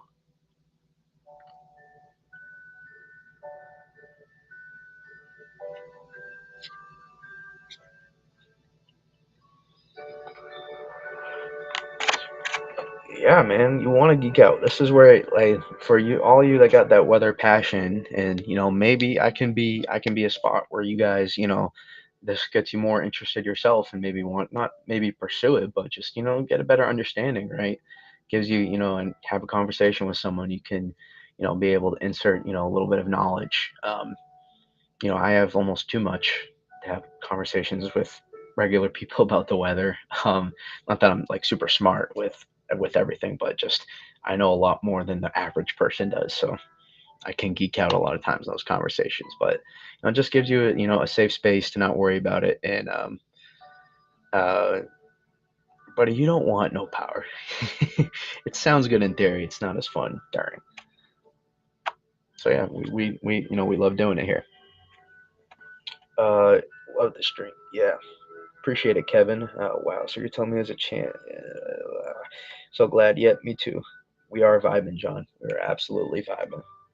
Dude, your strength and streak can taste off. I don't know. You might have meant take off. I don't know. You might have some big fingers, Bubba News. You miss or type really fast, one or the other, or both. I do too. It's harder to type on the smaller stuff for me too. The bigger hands, the bigger fingers. It's hard to type on the phones. What was I gonna look at?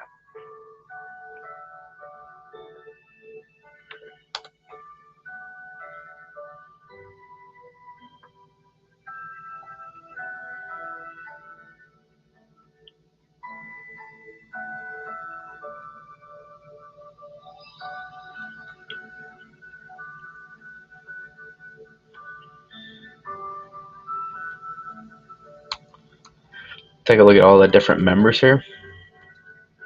I know. That's the mean of 980.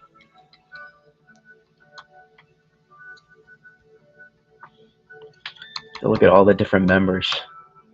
There's hour 234 here. Look at that. Shows you a spread of all the different ensemble members there. Some in behind it as well.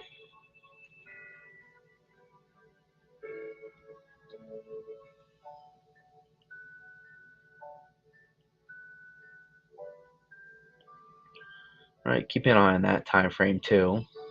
Euro operational decide to hit on this time frame. But again, I think there's opportunities here for multiple storms from the that 20th to 24th period potentially. One or there could be a couple of storms to keep an eye on here. So we're gonna keep watching. We're gonna keep watching this time frame here because I think it's pretty interesting. God Church, go do well on that test tomorrow, my guy. Go do well. Don't worry about it. You have plenty of life left ahead of you. Tests are not the end of the world.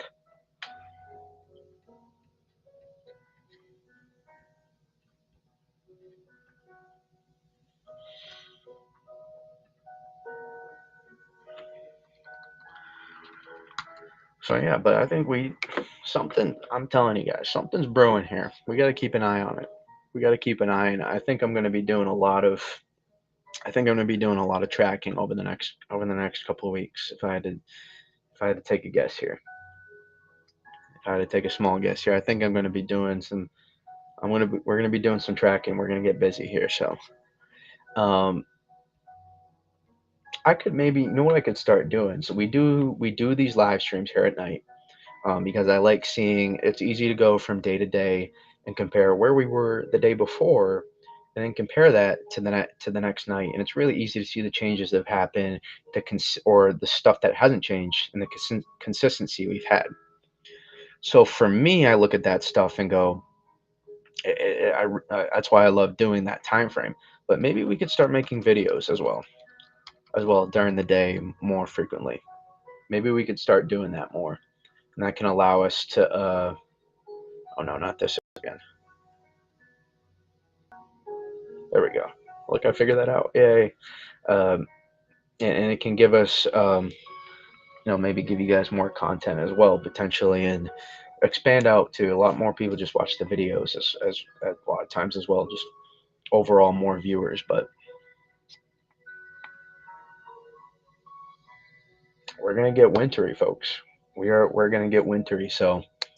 I think I think we're gonna be streaming a good amount, especially with the increase in models suggesting an ensemble suggesting that we're going to have potential, again, this pre-Christmas time frame here, right here, this week, the week before Christmas and the week of before. I think right here, this time frame, we got to keep an eye on. Let's look at the Canadian. It's got it too. It's got it too. Just a little bit more pressing with that eastern ridge. Let's look at surface. Where's the precipitation? I don't want 24-hour totals.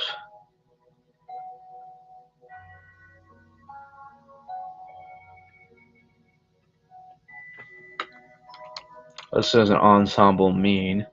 It's Canadian, right? It's got that. It's got it there. And there's so many different members after it gets so clustered. But when you have a good amount of different members, right?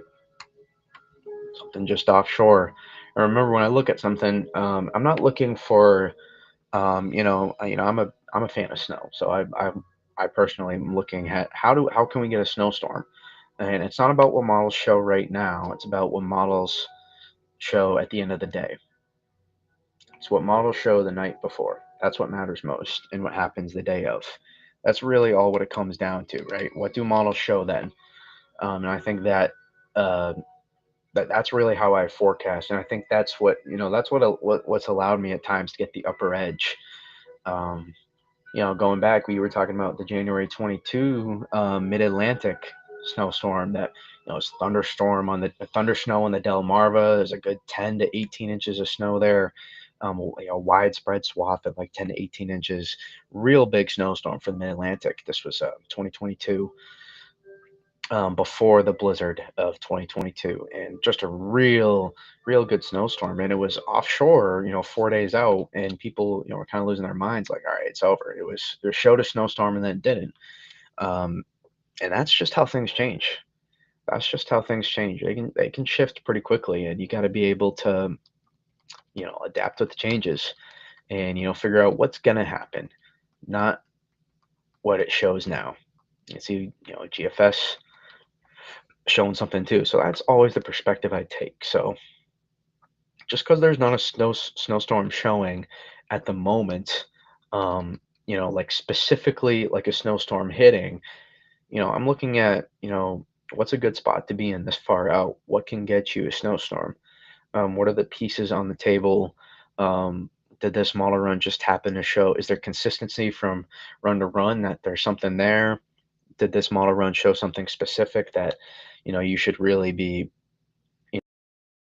have concern for where you can't get snow? Like, what can you take away from when you look at what does this really mean for the day to get a snowstorm, actually, not a hypothetical snowstorm? Like, you have to see it on the models first for a lot of people, and that's not how I operate.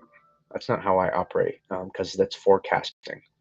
um, that's this is meteorology, not modelology.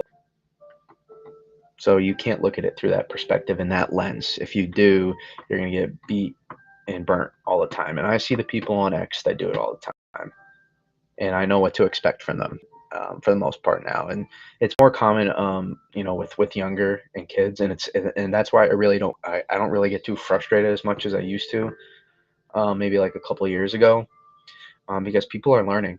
I was learning at one time too. When I got into this platform, I definitely didn't know as much as I know now. I was kind of, a late bloomer when it came to understanding. I didn't, really love meteorology from a young age. And I was kind of late to this stuff. I just liked the snow, and that was basically it. And then it evolved, because I was like, you know what? When I like something, I like to go and look at it in depth. So that's kind of how it works for me. I like to understand stuff, and if I'm going to be knowledgeable on it, I want the best knowledge possible. So that's kind of how it works for me when understanding this stuff. And that's I think that's what separates me. Again, I really have a passion for understanding this deep down. And but the people, again, that look at those models and get caught up in what they consistently show, they're going to get burnt. It's ironic for me considering how much leaned on them for this current storm. But again, you kind of have to with these kind of events. This wasn't a snowstorm, right? This was the timing of the low level jet get cranking, and just small differences can make a big change of result, and that's what we saw with this storm today.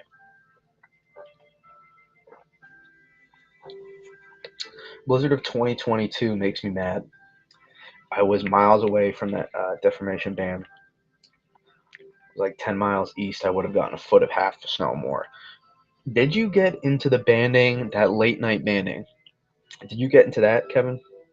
I got into that. It was the band that formed after, and I was able to cash out. Right. So for those of you that are curious, I mention these from time to time, but um,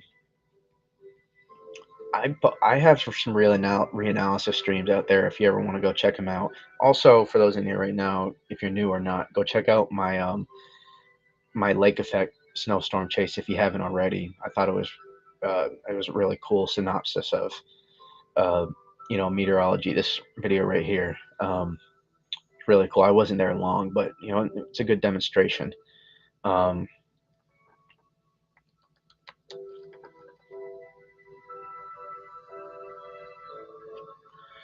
this right here, right, my Blizzard of 2022 analysis stream here. There's a little band that came in after, right? So this was the main band on that storm, right? You can see it. This was the New Jersey Delmarva part. They got like 15 to 20 inches there. Um, so that was, they got slammed on that one. These are the snow totals here, from Eric Webb and Alan Nossoff there, both two very respected meteorologists, with as much as 30 inches. They're 2+ feet on Long Island, and there's that main band there. Here in the morning time, it's like it looks like it's getting like models like this is not even close, but then that band made it, and I was like, could it? Could we? No, we didn't. Um, Oftentimes the western fringe where you see that, I'm talking about this actually right now. Whenever you see the western fringe on a deformation band, that's oftentimes not where the band is going to be. It's going to be just east. And then that east, when you're at the eastern fringe, when it's just setting up, it's going to be just to the west. They often deviate northwest. This one did the same as well, of 700 millibar. The best Vort dynamics were up here, but this band pushed a little bit further northwest. And the night, but the day before, it looked like it was going to be right here, and set up right here. Uh, and I thought I was going to get creamed with snow, but it didn't work out. I still did. You can see here this band. I got out well here. It's hard to see overlaid. There was still like 16 to 20 inches. This band that came in here, um, and I made out well. It was like a just random band popped up after, and I got like 10 inches of snow in like like 6 hours. So I enjoyed that part. That's what made the storm not a bust, really, to be honest. I got like 10 to 11 inches of snow from that storm. Not bad, but could have gotten so much more. My favorite storm of all time is the blizzard of 2013. I'm sure that's most people's favorite in Connecticut. Yeah, I did a reanalysis on that on X one time, not on YouTube. I got a lot of requests for that one to do that, but the farther you go back, it's harder. It is harder. But yeah, the blizzard of 2013 was big. Those snow totals are massive. It's 40 inches top total in Connecticut. My take is that um, there's a little bit of a climate change take here. Is that even though we're getting snowstorms, we're getting snow and cold less frequently or consistently, I should say. Um, Snowstorms, when they do hit, are going to be those big high end snowstorms are going to be bigger. That's kind of a take I have, just an observation of what's been going on. I think there's going to be I think there's going to be bigger snowstorms when they do hit. Right, more go big or go home with snowstorms. I got like 2 feet from that one too in 2013. So, right, here's the beginning. Right, you see me here in Mass. Um, right, and this is where that band was first getting out here. Right here for out in Kevin here, out here in stores, out there by Yukon, um, or Northeast Connecticut. That band set up in the morning, the beginning. Right, this was the beginning here. That Western, the double band situation. Here's the main band forming, and the Western band out here. This made Eastern Connecticut and Northwestern Rhode Island still hit their totals, even though they didn't get into the main band on that storm. That was a fun one. Yeah, I enjoyed. I still enjoyed that storm, even though what happened. You can see the big old. That's what you want to know what frontogenesis is, ladies and gentlemen. That's the definition right there. That's classic frontogenesis right there.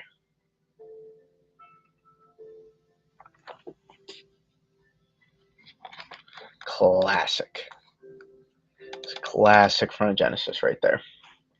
And this was the band I was talking about. This little band just popped up. You see, there's nothing else. It's no more snow, west or east. This band popped up, pivoted right over me for hours,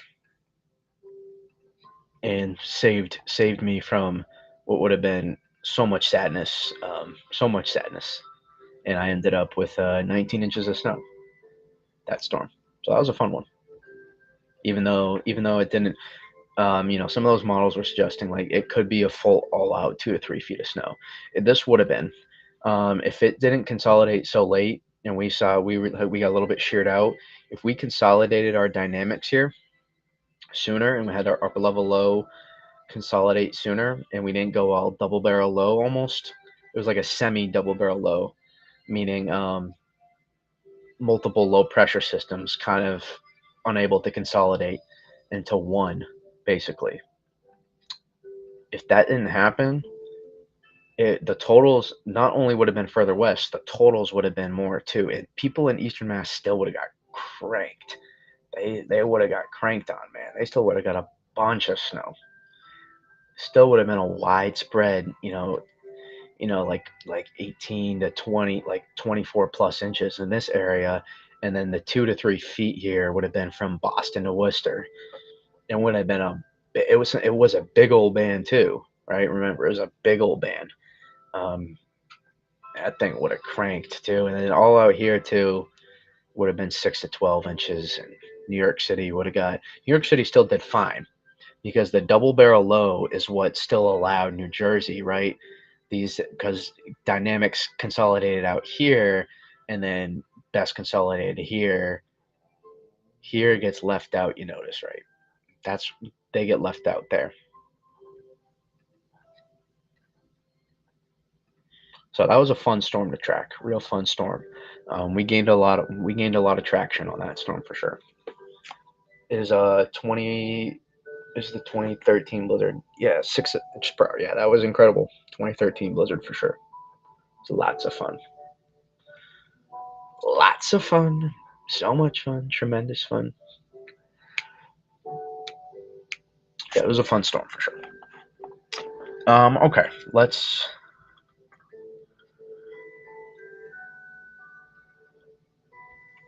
keep an eye on this time frame. Be on the lookout for me tomorrow to make a video, and don't forget to like it too. Um, when I put it out there tomorrow, I put out a video. We'll do a premiere too.